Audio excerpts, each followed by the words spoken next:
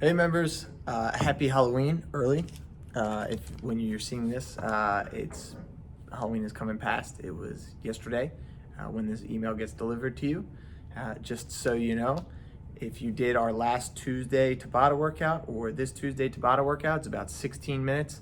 And if you do that at maximum intensity with active rest for the prescribed time and you're really pushing yourself the whole time, you're burning about 5 of these when you do a workout, or 1 Snickers bar. So if you're looking to justify that candy bar that you had, it's quite all right, don't worry about it. If you're looking for a reason to eat another one, I'll leave that to the nutritionists. Anyway, we're gonna go ahead and start with this week's workout video.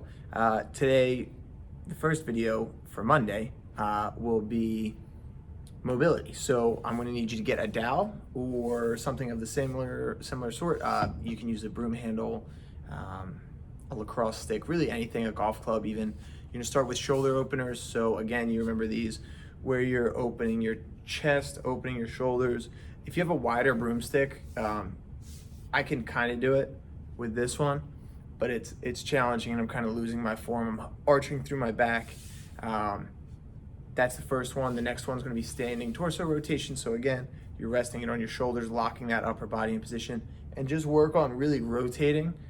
Work on keeping your head fixed on one place, and then move the torso around that. And then you can, start twisting through the upper body. Again, if you can't see my hips because they're cut off in this video, but they are staying the same. Ankle mobility, you're actually going to use this. You're going to place it right at the edge of your toe. And you're going to just try and shift your knee in a kneeling position and try to touch your knee to the dowel or just past the dowel, okay? So if you can get your knee past that dowel, that's pretty good ankle mobility. That's great, we wanna work with that. If you can't, that's fine. Put a little bit of weight on your knee and push, so physically move the knee past the dowel, well past your toes. Again, you should be kneeling for this. There shouldn't be tons of tension on your ankle. If there's any pain, of course, stop, seek a doctor. Lateral lunges, same idea. You can actually use this to balance if you need support to get down into the lower lateral lunge. You're gonna widen your feet out and lunge side to side. Again, you can lean on the dowel if you need help getting down into that bottom position. The overhead squat, same as what we've done before. So elbows at 90 degrees, press straight up, and then you're gonna hold this as overhead as possible without it falling forward or you leaning forward. And we're gonna squat as low as you can go, all right? So once we've done that, we're gonna go into our Plyo Tuesday. We're gonna do our Tabata Tuesday workout, again, earning those Reese's over the weekend. What we're gonna do is plyo push-ups. So you're gonna get into a push-up position. You're gonna pick your hands up off the ground and push. So you want about 1 inch of space in between your hands and the ground in that bottom position, and shove the ground away from you, like you're really trying to get it off, get your body off the ground, or get the ground just away from your body, right? You want to get that thing away from you and just shove it away. Alternatively, if that's too easy, you can do normal push-up. You can do clapping push-ups. It's all good. They call them hand release push-ups. The first ones, the plyo push-ups. That's the first step. The next step would be clapping push-ups. The step prior would be just normal push-ups. So after you do that, we're going to do a push-up hold. So at the bottom position of the push-up, you're gonna hold it for 90 degrees, at 90 degrees. So your arms are making this. Your chest is just off the floor. It's not quite a high plank, but it's not quite a low plank either. Again, so the work ratio is going to be 60 seconds to 20 seconds here. This is actually a little bit higher than Tabata, so maybe you earn 5.5, 6 bite-sized Reese's cups. So then we go into caterpillar. So you're gonna walk it forward, tap the shoulders, and walk it back out and stand up. So hip hinge forward, walk the hands out, tap the shoulders, walk it back up, and stand it up. That's 2 caterpillars. You're gonna do that as many rounds as possible, as many reps as possible in 60 seconds, okay? Then you hit a 20-second side plank, flip over into a mountain climber, so 60 seconds of mountain climbers, 20 seconds of a 3-point high plank, so either 1 hand and 2 feet or 2 feet and 1 hand. Either 1 hand and 2 feet or 1 foot and 2 hands. Then we go into the lunges. So these are just normal lunges. If you'd like to make them jumping lunges and you're capable of that, doing that safely and efficiently, by all means do that. And then we're gonna do a lunge hold. So once we're in that bottom position after 60 seconds of jump lunges or normal lunges, you're going to hold that bottom position of a lunge for 20 seconds. If you do 4 rounds of this, that'll put you at about a 16 to 18 minute workout. You will be sweating. If you're not sweating and gasping for air when you're done this, you need to push yourself harder, okay? I know it's a tough challenge. I know you can do it, but that's what's about it is. It's short, high intensity, but it's very minimal time-wise.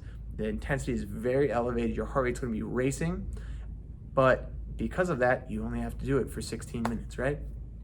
This goes back to the CDC recommendations of 150 minutes weekly of moderate activity, which could be like even intense cleaning. Like if you ever really have to scrub, that's moderate physical activity. On the other side, you only have to do 75 minutes of vigorous activity. So the proof is in the pudding of you don't need to work out as hard, but you may need to do so longer, or you can really push it and get away with a little bit less. So I'm gonna let you be the decider of that, which approach works best for you. Wednesday, we're gonna go ahead and move to glute bridge chest presses, glute bridge pullovers. So you're staying in the glute bridge position. You're gonna do your chest presses, then you're gonna do your pullovers. So arms straight behind you, pull up and over. And then we're going to go into single leg deadlifts. So one leg stands relatively straight with a slight bend in the knee. You're gonna reach forward, keeping your back flat, hips aligned, tap the dumbbell right in front of your foot or just above your ankle, depending on your mobility. From there, we're gonna go to an overhead squat. So you're gonna take that weight, press it up overhead, just like we did on Monday's warm-up mobility drill. You're gonna squat as low as you can with the weight staying overhead, okay? This is gonna be a big asterisk here. If you can do it with no pain and you have good form, by all means keep rocking it. If you can't, that's fine. Just stick with normal squats for now and we'll work on that. If you want a hand with progressing that to an overhead squat, email me, joelbaker@philadelphiacdc.net. I'm happy to help you progress into the overhead squat and address any mobility issues you have. Maybe it's a strength issue. We can talk about that offline, okay? So after you do your overhead squat or standard squat, depending on what you can do, you're gonna do a straddle crunch. So you're gonna take the weight, place it above your head, laying on your back. You're gonna place the weight above your head while you're laying on your back. Your feet are gonna spread out wide so it looks like you're a human Y, okay? This is gonna be your feet, these are gonna be your legs, and this is gonna be your body.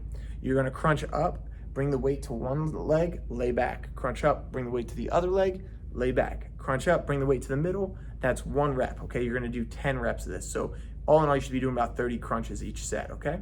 Again, I would say 8 to 12 reps for 3 sets, 4 sets maybe if you're feeling froggy.